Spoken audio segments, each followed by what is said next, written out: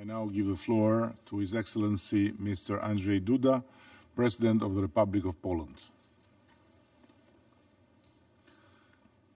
Thank you very much. Mr. President, Excellencies, distinguished delegates, looking from the perspective of my region, February 24th, 2022 is a date when the world, as we knew it, changed permanently.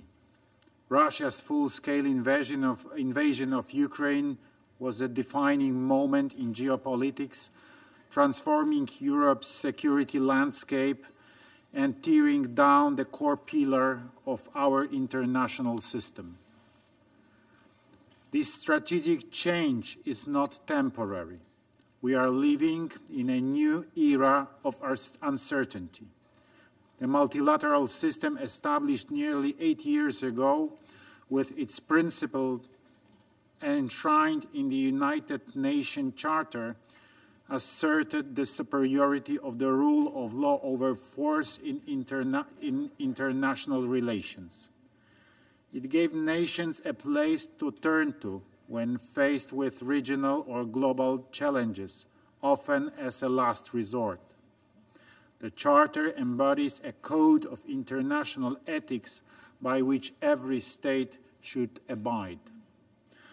When Russia replaced the Soviet Union as a permanent member of the United Nations Security Council, it took upon itself even greater responsibility than other nations to preserve international peace and security. Yet, its leadership made a deliberate decision to violate our basic principles, the key norms of international law, and it continues to do so repeatedly. From air attacks on critical infrastructure to electing global food crisis, from causing the ecological catastrophe in Nowa Kachowka to bombing cultural heritage sites in Ukrainian cities.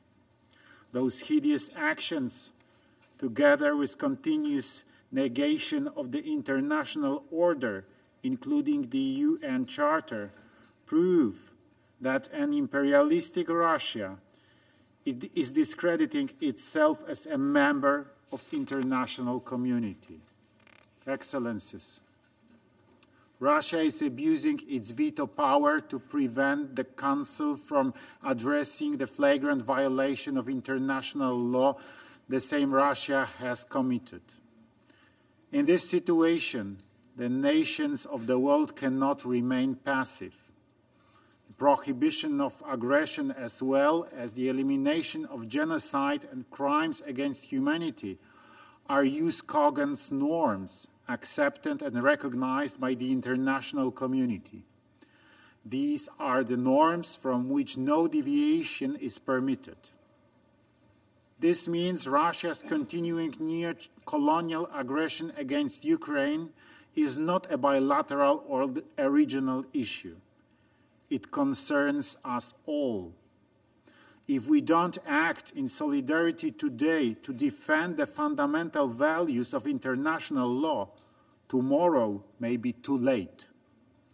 This is why Poland has been making efforts to hold Russia and individual Russian citizens accountable for their flagrant violations of international law and the UN Charter. We support the work of the existing jurisdictions, such as the International Court of Justice, the International Criminal Court, and the European Court of Human Rights. Because the Russian aggression as such cannot be a subject of assessment by the International Criminal Court, we support the creation of a special international tribunal ad hoc. Moreover, Poland is striving to create an international mechanism to repair the damage and compensate for the losses caused by Russia.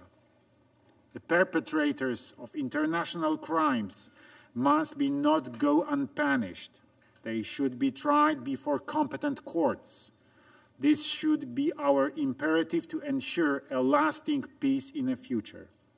Mr. President, distinguished delegates, The war in Ukraine has permanently changed the global security architecture.